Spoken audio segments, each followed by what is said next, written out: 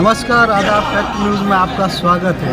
राजस्थान विधानसभा चुनाव की परिणाम आ चुके हैं। हम आपको दिखाते हैं कहां पर कौन जीता कौन हारा।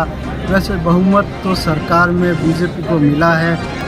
जनता ने अशोक गहलोत की योजनाओं के लाभ की बजाय अपनी परंपरा को तरजीह दी है। आइए हम बात करते हैं पाली विधायक युवराज भाटी से, जिन्होंने 25 साल के विधायक ज्ञानचंद पारक को हराकर इस बार अपनी जीत पक्की की। आइए बात करते हैं पाली विधायक युवराज भाटी से। 8 बार चुनाव लड़े और दूसरी बार पाली से जीतकर हमारे बीच हैं कांग्रेस पार्टी से युवराज भाटी। सब आप दूसरी बार चुनाव जीत रहे हैं और जैसे आपने चुनाव कैंपेन में मौजूदा विधायक पर आरोप लगाए थे 25 साल में पाली में कोई विकास नहीं हुआ, इंडस्ट्रीज काफ़ी तकलीफ में चली है, तो पाली के विकास के लिए आपका आगे की क्या योजनाएं रहेंगी और इंडस्ट्रीज़ को, पाली की इंडस्ट्रीज़ को जो पाली की लाइफलाइन कही जाती है, तो उसको आप किस तरह से आगे बढ़ाएंगे?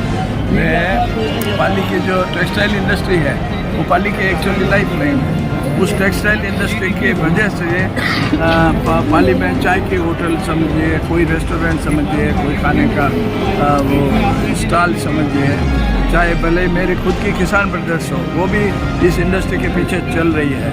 और अगर इंडस्ट्री को कुछ डैमेज होता है तो पूरा पाली शहर का एकदम विकास ठप हो जाता है। तो ये जो पाली की जो लाइफलाइन है टेक्सटाइल इंडस्ट्री, इसके प्रदूषण के लिए मैं परमानेंट सॉल्यूशन की व्यवस्था करूँगा। मैं इनके जैसे चंदे की या वो बात नहीं करके मैं इन लोगों को कैसे राहत मिल सकती है, कैसे ये इंडस्ट्री परमानेंट चल सकती है और किसानों को नुकसान नहीं पहुँचाए। किसानों को नुकसान मैं नहीं होने दूंगा, लेकिन इंडस्ट्री का भी हित मैं वॉच करूँगा, मैं इनके हितों की सुरक्षा करूँगा। जो टेक्सटाइल इंडस्ट्री, कोई भी इंडस्ट्री हो, अगर 24 घंटे नहीं चल सकती तो वो नफ़ा कमा कर नहीं दे सकती। प्रोसेस में जो टाइम लगता है उसमें एनर्जी वेस्ट होती है, कैलोरीज वेस्ट होती है, फ्यूल वेस्ट होता है, कई तरह की चीज़ें खराब होती है। इसलिए इंडस्ट्री तो 24 घंटे चलने से ही इंडस्ट्री कमा के, तो उसका मैं सॉल्यूशन करूँगा। नंबर 2, पीने के पानी की जो ये व्यवस्था नहीं कर पाए, वो मैं विधानसभा चालू होते से ही 2-3-4 महीने में पीने के पानी की व्यवस्था करके मेरी महिलाएं जो माताएं बहनें हैं उनको राहत दिलाने का प्रयास करूंगा। शहर में जो तकलीफ होती है, ट्रेन आती है, ये कमाल की बात है, दुनिया में कोई ऐसी जगह नहीं जिसमें पीने के पानी के लिए ट्रेन आती है। ये बड़ा दुर्भाग्यपूर्ण स्थिति है। इन्होंने कुछ नहीं किया, इसलिए जनता ने आक्रोशित होकर मेरे को चुना है। तो अब वो जिस जनता ने मुझे चुना है अपने राहत पहुंचाने के लिए, और राहत पहुंचाने का काम मैं करूँगा। हॉस्पिटल की इन्होंने बहुत भारी दुर्दशा बना रखी है। घर पे दवाइयाँ बांटना लीगली इलीगल है। आप दवाइयाँ घर पे स्टोर नहीं कर सकते। कितने बड़े आदमी हैं, ये तो मेडिकल और हेल्थ के जो ऑफिसर्स हैं उनका निकम्मापन है कि वो कुछ नहीं कर पाए, देखते रहे और घर पे दवाइयाँ बढ़ती रही। सरकार की दवाइयाँ, सरकार का सारा साधन, और वो इनके घर से दवाई दे रहा है लाइन लगा के गरीबों की, और गरीबों को लाइन लगा के दवाई दे के। ब्लड बैंक में इनकी दादागिरी चलती है। ब्लड बैंक में इनकी पर्ची के बिना कोई ब्लड नहीं दे सकता। हॉस्पिटल में किसी अच्छे डॉक्टर को रहने नहीं दे सकते। हॉस्पिटल में कोई भी जाता है दुखी सुखी तो उनको वो रेफ़र कर देते हैं। कैसी भी दवाई हो, छोटी बीमारी हो, बड़ी बीमारी हो, उसका सीधा रेफ़र कर देते हैं। कोई रिस्पॉन्सिबिलिटी लेने कोई तैयार नहीं। अच्छे किसी डॉक्टर को ये रहने नहीं देते। वो अपने जो शिष्य है उनका धंधा चलाने के लिए ये सब कार्रवाई करते रहते हैं।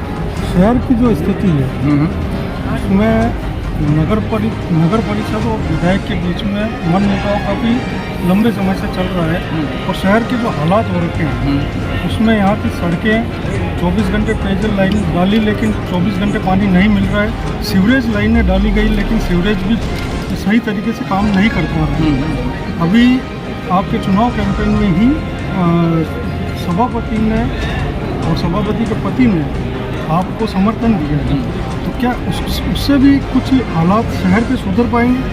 नहीं, उन्होंने मुझे समर्थन दिया है और उन्होंने मुझे विधायक बनाने में सहयोग किया है। बीजेपी का बोर्ड है? हाँ, बीजेपी का बोर्ड है, वो इनका ही शिष्य था।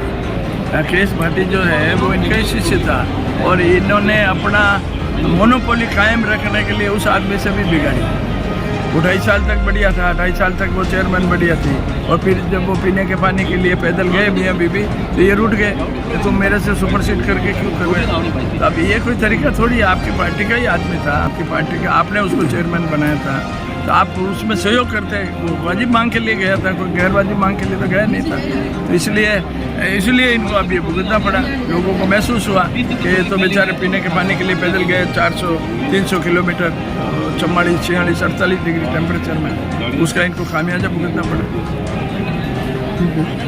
हमारे साथ भीमराज भाटी हैं और इन्होंने मुखर तरीके से अपनी बात कही है और आने वाले 5 सालों के लिए पाली के विकास की एक नई रूपरेखा खींची है।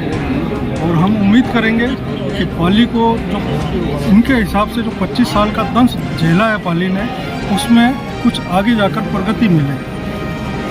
महका राजस्थान और फैक्ट न्यूज़ की पूरी टीम की तरफ से आपको बहुत बहुत शुभकामनाएं। आपको धन्यवाद।